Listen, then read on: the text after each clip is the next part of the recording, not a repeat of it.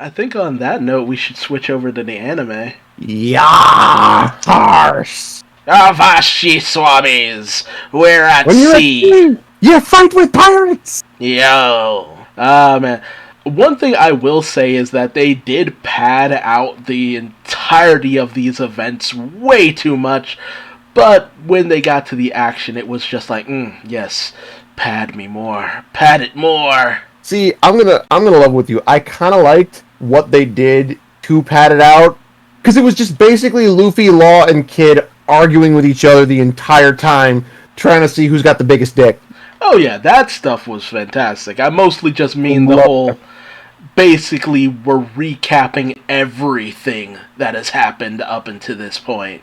Like what was going on with the Straw Hats before the events of the bombing of the Thousand Sunny. But at the same time, I'm just kind of like, well, I was kind of wondering what they were doing at that time, so they included a scene there. Just love how I love how, like, they set the scene up like, oh no, the Sunny's been destroyed! And then, like, you finally get to the scene and Frankie's just like, y'all can't destroy my ship! Not with them weak-ass little arms. The fuck? What are you doing with that shit?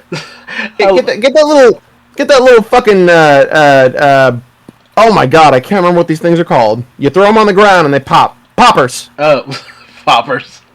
Poppers. Like, the second I said it, it came to me. Get those poppers off my ship. Jesus. And Frankie was preaching it like it was the gospel. It's just like, you cannot destroy the holy sacred Sunny, made from the blessed Adam's wood, crafted by my very own hands, which will lead us into the promised land of One Piece. Yeah.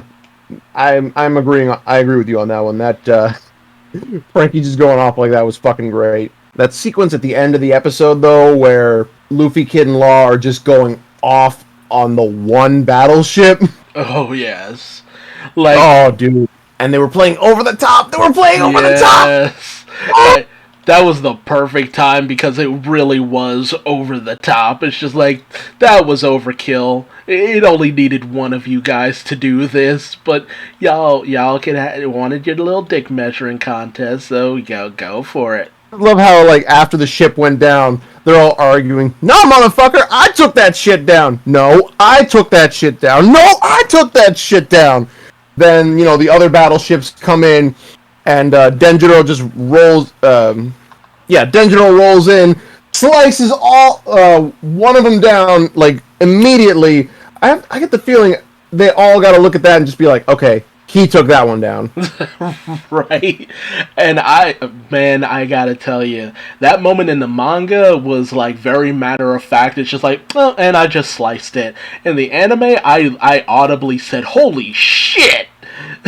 Like, I don't know what it was about the impact of that scene when in the anime, but it just looked so much more impressive in the anime. It hit way different. Probably because they could show visually that exact impact with better clarity than they could in the manga. Well, let's be honest. The animation team, it's just been going way too hard with this shit.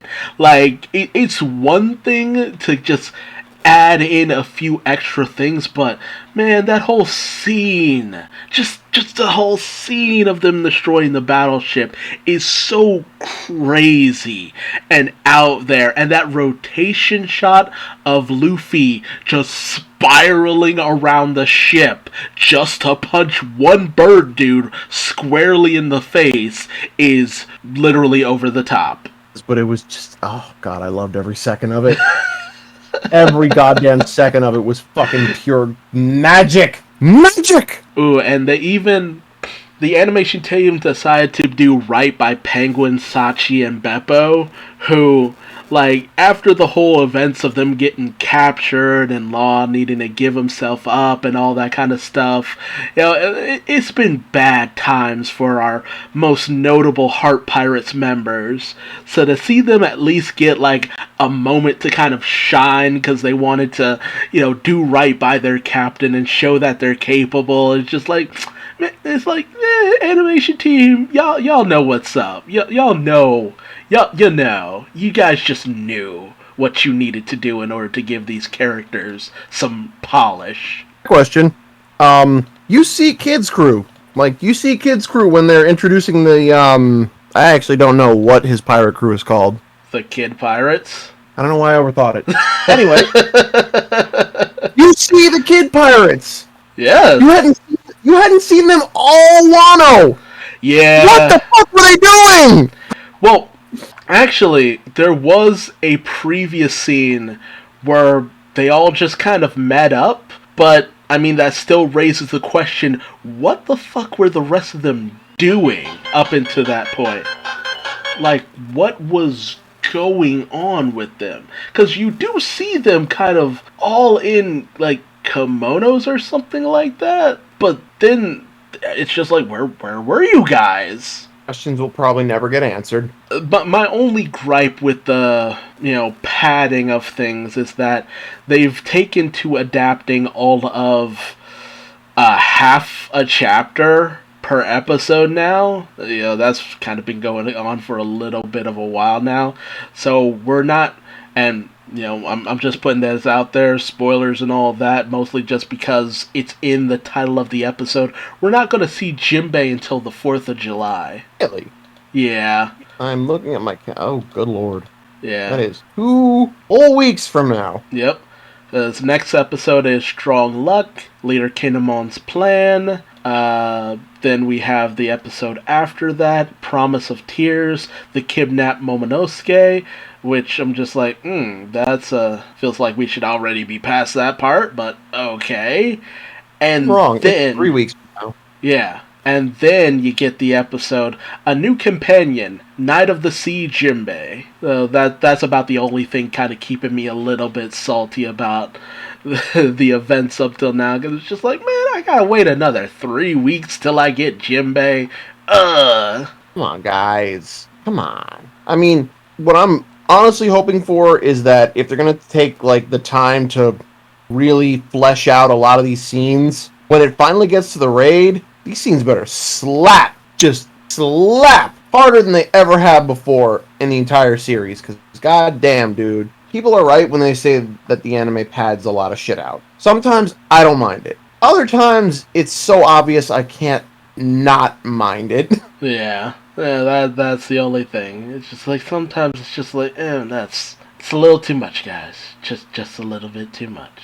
Now the thing is with the Odin flashback, I thought they were going at a pretty decent pace, at least up until like the boiling episode, where they stayed on that one particular instance for the entirety of the episode, and then the next one you see Toki die, and then after that you finally get a recap of what led everybody up to where they were at this point. That's when I started to feel like maybe we're getting into a little too much information here, because we can kind of put 2 and 2 together and gather what happens from this point. But y'all do your thing. I don't hate it. It's just, let's not make a habit of it.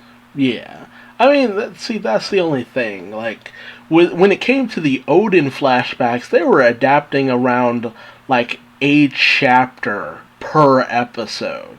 Which is, consistent enough. You get enough content. You can kind of keep things to a reasonable degree. I mean, a chapter per episode, it works. But now they're going at half a chapter per episode, and it's just like there's only so much you can do before it really starts to become apparent what you're doing. Yeah, I'm curious as to see where exactly we end up in the anime by the end of this year. Ooh.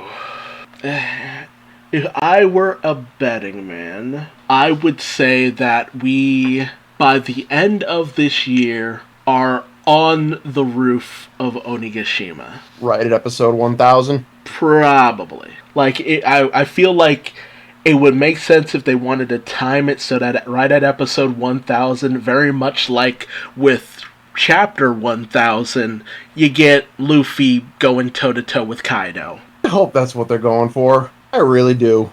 Yeah. Because I would love for episode 1000 to be that moment where you've got all 5 of the supernovas getting ready to face off against Big Mom and Kaido, and Luffy just being Luffy says, "I'm going to surpass you guys," after walking right past the both of them, because he didn't even notice them. Excuse me, he's more concerned with Kinemon's state.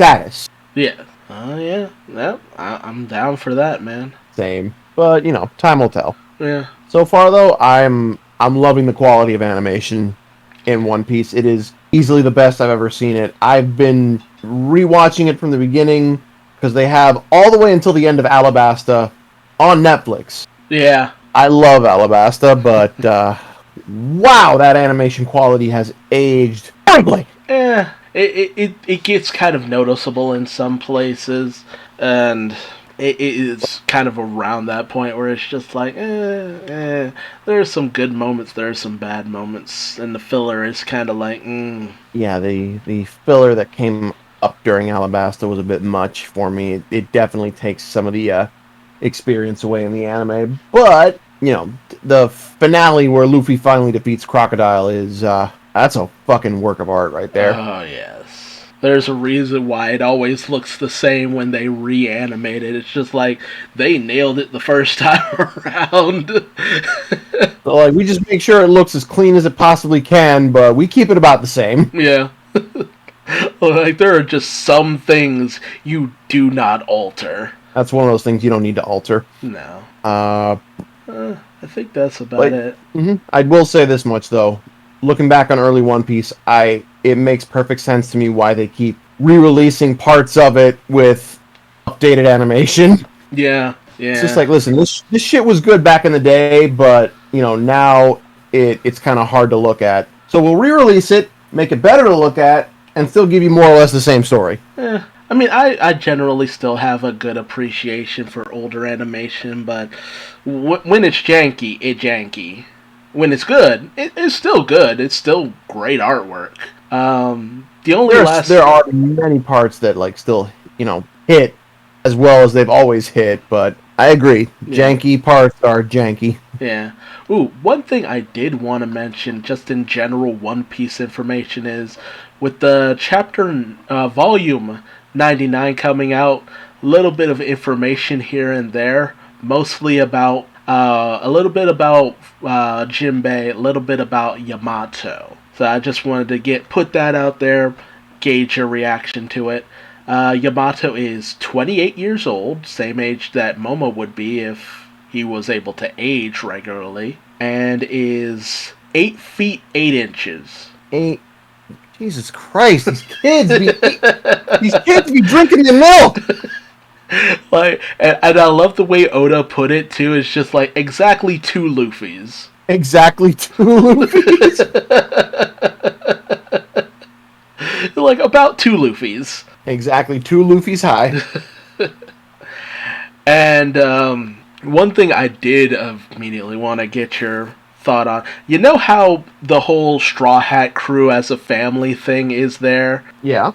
It's been updated to include Jinbei. What would Jinbei's role be in said family? Well, I'm not sure how you're going to feel about this, but he has replaced Frankie as the father. I'm a little bummed about that, but it kind of makes sense. Yeah. He is more of a responsible father figure than Frankie. Yeah. And Oda relegated Frankie to perverted grandmother. I'm sorry, what? Perverted grandmother?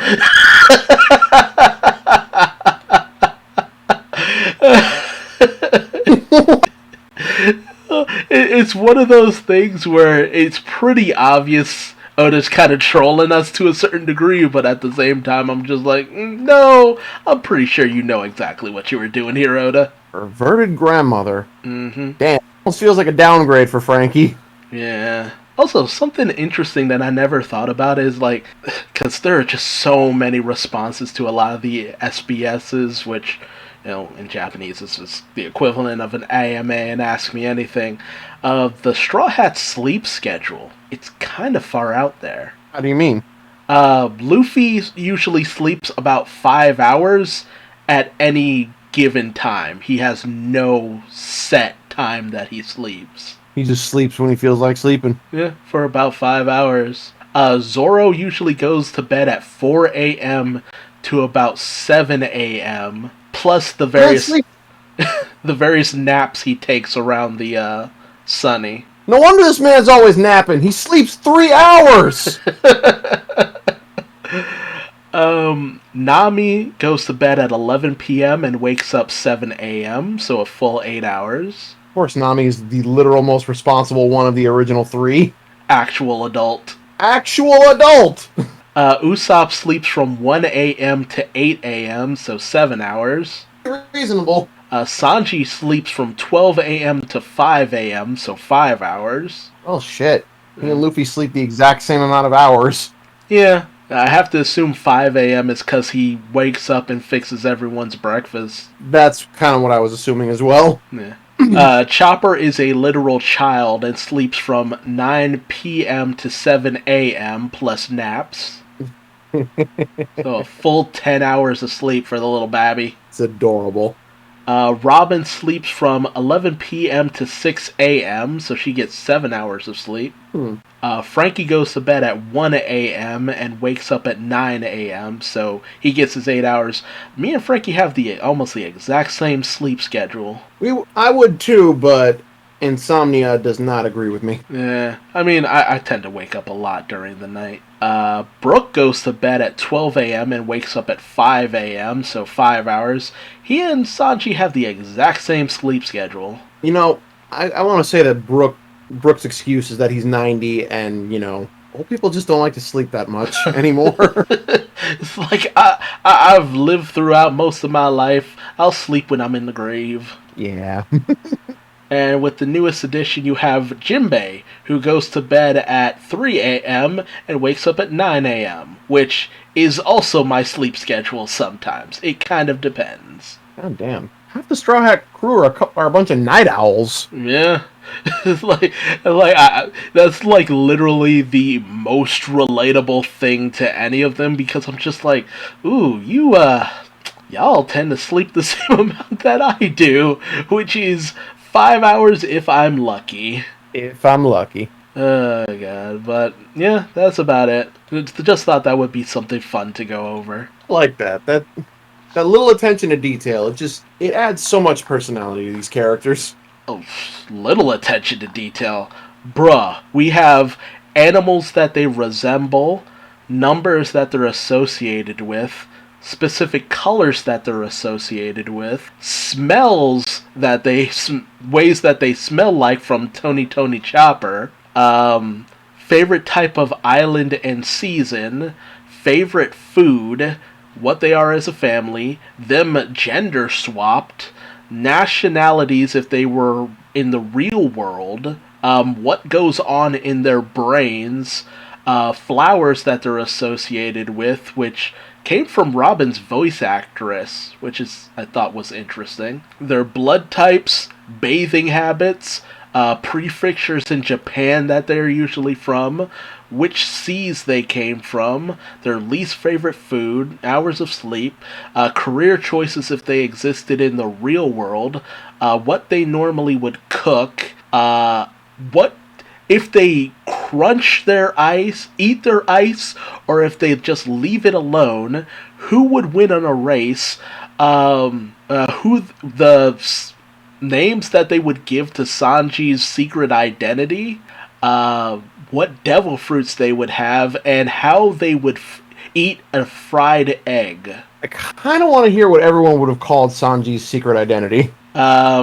Luffy would have called him Black Mask Mane. I don't know what the main section is. Zoro, probably because of his hair. Possibly. Zoro would have called him an idiot. Nami would have called him Cape. Just Cape? Just Cape. Usopp, Lightning Skyzer. Alright, so far that's the coolest one. Chopper is Go Get Them, Sanji. That's it? Yes. Robin is Ominous Mask. Alright, so we got another contender for cool one. Mm-hmm. Frankie, I actually kind of like this one.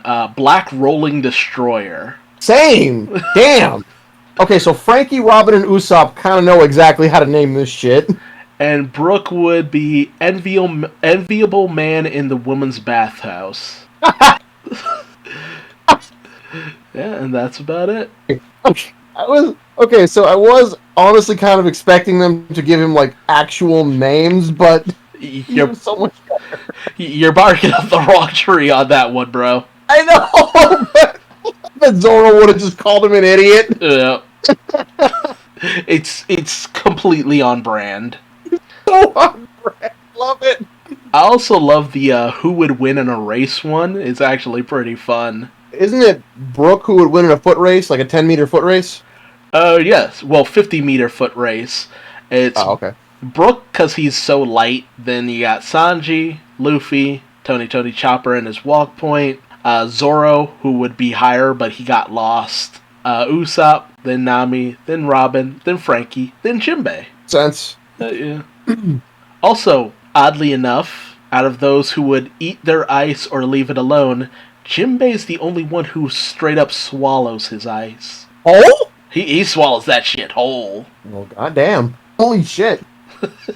I mean, he just has such a big mouth, so I'm just like, yeah, that makes about sense. But I think Jinbei actually eats anything crunchy. I don't think he does. I mean, he's got serrated teeth. I imagine crunchy shit probably just doesn't end well for him.